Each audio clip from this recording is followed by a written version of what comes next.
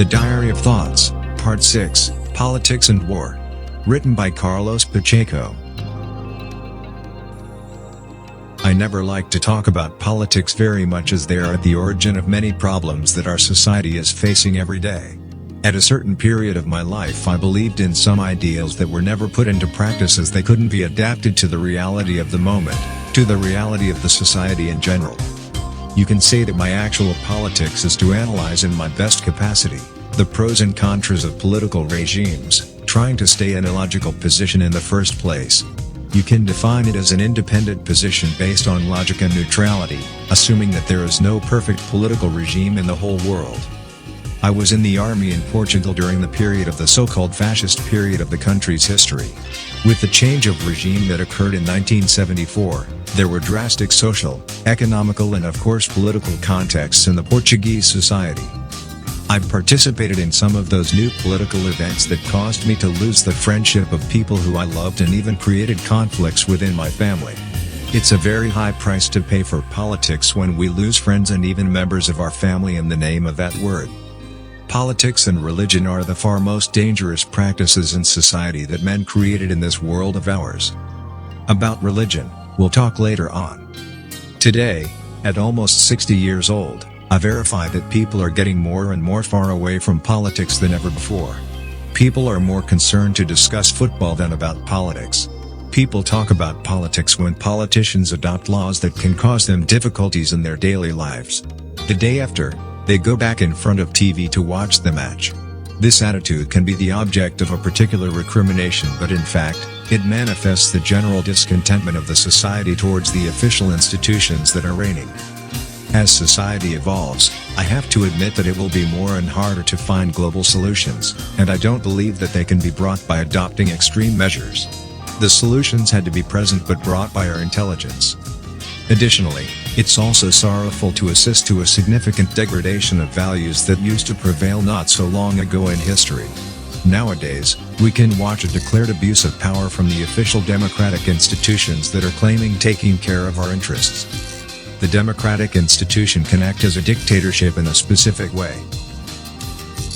Corruption and greed are present at a high level of society, and while governments claim that we are representing and defending our democracy, more and more people take advantage of the democratic system in practice. It is a kind of dictatorship in disguise. I honestly defend a democratic regime, but I am also able to recognize the serious consequences coming from the abuse of that same democracy by the ones that claim to defend freedom and liberty. Absolute hypocrisy took over our daily lives since we got used to assisting to every kind of scandal, at political, economical, even religious level. The degree of corruption took immeasurable dimensions that cannot be controlled anymore, all this in the name of democracy and freedom of speech. Let's be realistic and recognize that the society we're living in was not built under democratic political systems. If it were, we would still be living in the Middle Ages. The whole structure of society was originated through the perseverance of leaders that didn't have the time to discuss years and years about their decisions before accomplishing a goal.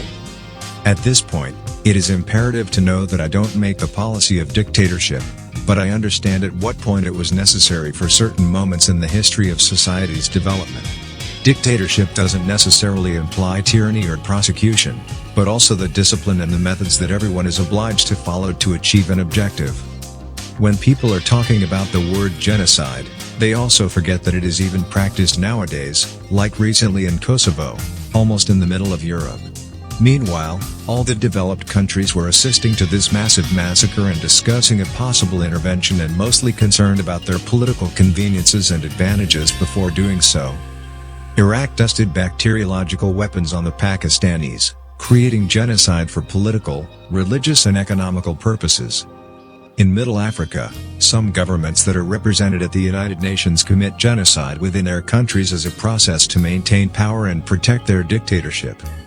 An absolute genocide was caused by countries that had the obligation to find intelligent solutions to solve social conflicts while colonizing other continents, as happened in the United States, where almost the whole Native American Indian civilization was exterminated. And you can also say radically eradicated. In Cambodia, there was a massive process of genocide when the American army left the country, After bombarding that country by mistake, using their collaboration against the communists, namely the North Vietnamese, they finally abandoned the people to a sad destiny, a destiny that implied an inside genocide to fight for power. Let's not forget that also in some political regimes, like in some countries of Asia for instance, their native-born civilization committed genocide between themselves to acquire power by force. The fact that I am writing these thoughts and referring to these last paragraphs, it means that history repeats. The reason why Hitler adopted the same primate methods to try to conquer Europe as Napoleon did before him. That's one of the reasons for his failure, namely the application of uncivilized methods to attain power. Mostly, let's not forget that there are several kinds of genocide. We assist to situations that can be compared to that label. Not at a physical level but with effects that can largely be more effective and cause more victims than the physical process of massive murder called genocide. Economic genocide can cause social genocide. We are also assisting to an economic genocide as millions of people are victims of an economic system where greed and abuse of power predominated. How can we accept that a concerted economical action has led to the official bankruptcy of a whole country such as Iceland, without any consequences for those who are responsible for this economic chaos? Isn't that a form of genocide? Aren't there women and children, whole families being victims of power and greed? Aren't there people who even commit suicide by the fact of being unemployed as their families were starving and having no hope for their future? It's true also that every single country has the right to its self-determination. But in some cases, let's also not forget that this right is in direct contradiction with the evolution of society. We have examples of what happened in Africa with countries like Angola and Mozambique that are confronting serious problems after Portugal took the decision to stop the colonial war. People who lived in those countries during the colonial period, even the native people, took advantage of the technology brought by a civilized country in spite of the existing colonial war. I never agreed with the act of colonizing a country, mostly when it includes a process of extermination or abuse of power. I think that there must have been a purpose to that process as it contributed to the social and economical evolution of those countries. That same war was caused by the same people who are nowadays in that same place and are paid to generate a political mess. Political and financial interests are at the origin of these situations. Finally, this means that the existing dictatorship practiced by the Portuguese was not as harmful as that. The military institution is a dictatorship in its inner structure. Otherwise, it couldn't work. Other forms of dictatorship can be noticed right in the middle of some families, not to mention many professional activities that use hard labor and financial dependencies to achieve their levels of production and self-profitability. Even nowadays, millions of people are being used as slaves, like for instance, children performing mine hard labor in certain regions of Brazil, not to mention other civilized countries. Also, the notions about the word democracy are multiple at the point to mix certain intrinsic values about its significance as claiming that democracy is directly connected with freedom and liberty, when it's completely wrong. In fact, democracy and freedom just don't exist. They exist all right, in some people's minds, but in practical terms, these concepts will never be put completely in practice. We cannot talk about democracy while right here in Europe, a public referendum to vote for what we can call the Constitution of the European Union was radically stopped just because it was not convenient at that exact moment. The argument is that society and governments were not prepared enough to accept it and understand this procedure. Isn't it the same thing to stop the elections because the government in practice doesn't find it convenient, as they know they will not be re-elected? Furthermore, the economic change that was originated by the introduction of the euro as European currency was never the object of a public referendum. Are we living in a real democracy after all? After all, didn't some religions impose themselves by force and not by democracy? Isn't it exactly why they even burned people alive? Wasn't that a form of genocide committed in the name of God?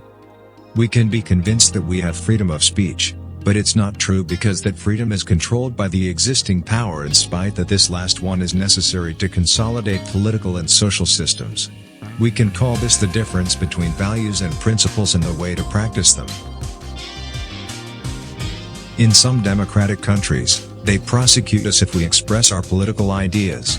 This prosecution can be of several kinds, using the legal system to find a motive to cause us problems or methods of harassment to make our lives real miserable. The use and manipulation of the law and the media by the ones who are in power and were brought to that position by what they call universal suffrage is a reality. Some governments create their laws to be able to abuse society, protecting their interests in a legal way. This legality is a form of dictatorship. But it's even worse because this political system acts in disguise and not under democratic terms. My grandfather was a communist while the times of Salazar's dictatorship in Portugal, but I still remember and retained his words when he told me, quote, "Son, I do appreciate most a declared fascist than a false socialist or communist." In spite of that, my grandfather was the private conductor, chauffeur, of the German consul in Portugal during the Second World War. His wife was the head of staff, chief of personnel, at the enormous property that the consul had at the time, his private property. I was raised on that property during a period of my life and under a regime of dictatorship until the 25th of April 1974. I was in the army that day and participated in my way on that so-called revolution. I know what dictatorship is, and I know what democracy is, believe me. At this point, I know you think that I have some political tendencies or that my ideals are oriented toward extremist methods as a dictatorship, but you are wrong. Part of my life and during a tender age, after the end of the Second World War, I was raised in the middle of a German environment regarding habits and culture, a property owned by Germany's consul in Portugal. This context influenced my education, but not in the sense you might think. I still remember that being of that property I found fundamental answers to my life as education, discipline, method, respect, organization, family and immeasurable teachings as, during the first years of our lives we absorb essential notions that surround us. I also remember being seated on the consul's knees, and his way of trying to explain to me how he had constructed a steam machine that made part of the miniatures of trains that he used to build himself. He was a respectful man, a noble man. That's why I can understand, nor accept that in a certain way, German people keep being harassed by the rest of society for the mistakes and excesses that were committed by a minority of fools. There is this an extraordinary movie called The Reader, that manifestly explains to society about certain realities that most of us try to ignore as it is more comfortable that way. It's always much easier to recriminate, to judge and even condemn than to try to put the shoe on the other foot without wondering what we would have done under the same situations and imposed conditions. This brilliant movie is presented under an image of romance, but it gives us the precise idea about love, about the contradictions of justice, namely its forms of most convenient appliance. It shows betrayal between human beings who live the same situations and finally, extreme contexts to which we are all exposed while living under a dictatorship, as some German people were forced to participate during Second World War. This movie is an example about the comprehension that has to be put in place in this context, according to the specific conditions that determine a certain kind of reality, along with the legitimacy of the word survival to which we are all submitted, one way or another. This context is part of history, and German people are very aware of this new reality that we are living, more conscious of the consequences of the war in their homeland. Today, Germany is a fundamental piece of Europe and world economy. It always was. Their force of organized labor proves it for itself. The capacity of reconstruction of their country and the absorption of the other side of the wall is an incredible example of organization, method, and mostly self-determination. This behavior is an example to society in general. In my opinion, Second World War was caused due to several circumstances and different contexts. Internal and external political issues were implied in that war, and unmeasured notions about power and ethnics were put in practice by a minority of people, namely a small part of their leaders. Hitler himself, not considering his madness, was supplanted by the events as his army was autonomous in most cases and depending on war contexts. The whole war took proportions and dimensions of madness because from the beginning, the argument to cause it could never justify the methods that were applied. Even German soldiers were the victim of those circumstances. German people were even massacred for not joining the German ideal in practice. Coming back to Hitler's madness, there's this incredible movie from Stanley Kubrick, Dr. Strangelove, that I just mentioned as a reference, and that expresses the unmeasured madness of some dictators, as they were always at the origin of collective genocide. Let's also admit that society worships dictators more than the ones who are acting according to the rules. All that because of a crucial element called fear. Society lives under fear and not under democracy. This social and political system means that there are several levels of dictatorship. If the dictator makes us happy, then he becomes an idol and will be even worshipped as a prophet or an angel sent by God. For that purpose, governments adopted a policy of fear that can be verified in our daily lives through several examples, like the extremely exaggerated way the media shows us the news, or the exponentiation created by official institutions towards epidemics, or natural incidents in nature that become virtual catastrophes. Also, at the heart of the existing problem that caused genocide during the Second World War, there is an economic element that nobody can deny. The practice of economic and financial procedures adopted by some ethnic communities who always concentrated and manipulated the economic resources without sharing their capability of producing prosperity, keeping it strictly for themselves and creating a direct dependency in the German society. Still, this last paragraph never will be able to justify the genocide that was committed under that assumed basis, and merely reveals the obsessive struggle for power as a result of the existing intrinsic greed that originated war in the first place. This phobia and obsession for power always surmount the envy that generates greed, as the financial part is considered by those dictators as a supplement to reach their supremacy, the one that they think will lead them to decide everything and control everybody. At a private sphere, as it happens in some families, that same phobia exists and is translated by other manifestations, still always based on the word supremacy of deciding and controlling. In a certain way, but fortunately not for the majority of society, some human beings are submitted to those primitive instincts. The problem is when someone in power is conditioned to the same unmeasured instincts and behaviors. Schindler's List was a movie directed by Steven Spielberg that translates a humanitarian message that was practiced within all this context of pure genocide that reigned in that part of society during that period. The images that are present on the screen are a small example of the atrocities that were committed as a result of a clear ethnic conflict, along with the collective madness that was invading some people's minds. Let's also not forget that the battlefield of the Second World War was the object of a strategic sharing by the ones that won the war, namely the Allies that participated in that war after millions of people had already perished. Russia tried to take large political advantages from the war by occupying free countries and imposing their dictatorship. Genocide was committed systematically at the concentration camps of Siberia in the name of communist ideals. Let's also not forget that even before the German army, also under the instructions of a major staff, started to create concentration camps and committed genocide, they found similar sites in Poland and thousands of bodies of Polish people killed under Stalin's dictatorship. Later on, the difference between Germany and Russia was that Russia had the apparent nuclear power. This power conditioned any recrimination on that sense, meaning that if we have the necessary economy and most military power to impose society's silence, we'll be able to commit the same massive murder without people's knowledge, along with other democratic governments' consent. That's what they call international diplomacy at the United Nations.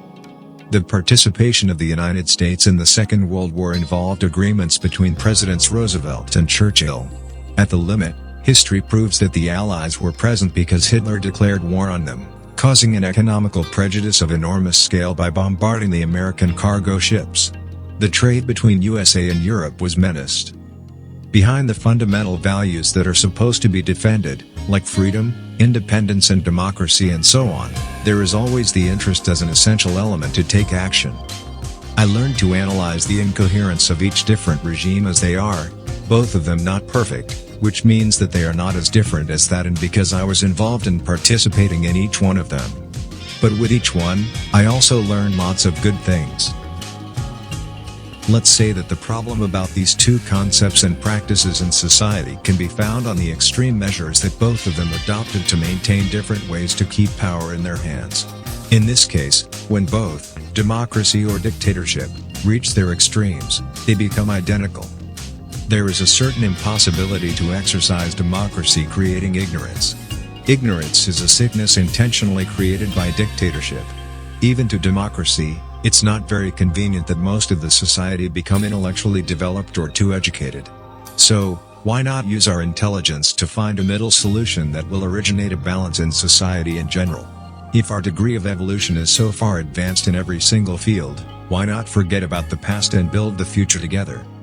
Politics can cause a real hell in society, and the proof is what happened on September 11th. This dramatic event will stay in history, along with other tragic ones, as what happened to people like Professor Martin Luther King, JFK, Malcolm X, Gandhi, and much more. Behind the scenes there will always be something to discover, as in this particular documentary about 9/11. 9/11 demolitions for free. There are no words that can describe the atrocity that was so clearly shown that day. This terrorist act was a perfect example of what human beings can do to each other in the name of religion and politics, the translation of the poorness of spirit that reigns in some people's minds. I also wrote some words about the souls of all the people who perished on September 11th, trying to pay tribute to that sacrifice that was imposed on them by some who don't even deserve to live in the first place. Beukema, master of the spoken word, reads from the Diary of Thoughts poems. 3,000 souls. There are 3,000 souls waiting for new goals that will change society. There are 3,000 souls expecting the maturity, the unity of human spirit. There are 3,000 souls praying, saying that we have to change, to be out of range from evil. There are 3,000 souls waiting, anticipating the moment to come, the second to become as one. There are 3,000 souls present in those buildings, carrying the feelings of the whole world without a word being told. There are 3,000 souls living in each tower, showing the power of being eternally there against age, against the rage of the weak. There are 3,000 souls defending democracy against the hypocrisy of the unfaithful, fighting for freedom, staying in the kingdom of God. Dedicated to all the souls that perished on the 11th September 2001, but that will be eternally there with us all. From c.pacheco. Sometimes politics disappoints us and some politicians even more. War is the most primitive way to solve any problem in society. War only serves the minority that represents the ones who are globally exploiting society. War is in direct contradiction with the evolution of the human being. Democracy can become the cleverest way to exercise dictatorship. Later on in my life, when I was real tired from watching all the political incoherencies that took place in my country in name of democracy, I wrote the following. Beukema, master of the spoken word, reads from the Diary of Thoughts poems. Looking at my country. When I look at my country, I recall the times of my golden youth, where every child lived in a world of truth, when future could be seen with happiness, and troubles of life were just meaningless. When I look at my country, I wish I could see joy everywhere, instead of sad people going nowhere. Green grass spread aside the roads, instead of the garbage this country loads. When I look at my country, I reach for the sun that's no longer there. I feel cold inside of me every time I stare at those gypsies in their wooden houses, hungry children hanging from sad spouses. When I look at my country, I try to find the old friendliness, brothers and sisters against loneliness, Woodstock made at your place, times gone without a single trace. When I look at my country, I watch the people running scared, recalling the leaders that once cared for this country near the ocean, where hope is smashed by lethal corruption. When I look at my country, I imagine how beautiful this land could be. We have the sun, the beaches, the sea. I wish we all lived back in the past. Be children again, making those good times last. As cleverness doesn't forcibly imply intelligence, those new institutions will always fall as what happened to other civilizations in history. If we look back in history, we'll see that history repeats the same way as nature has an eternal cycle. In fact, no matter at what point technological and scientific evolution humanity reached, there are false notions about power created by that same knowledge that leads to adulterate the original purpose of our evolution. After all, it's all about our intelligence, about our positive or negative thoughts. End of part 6. Written by Carlos Pacheco.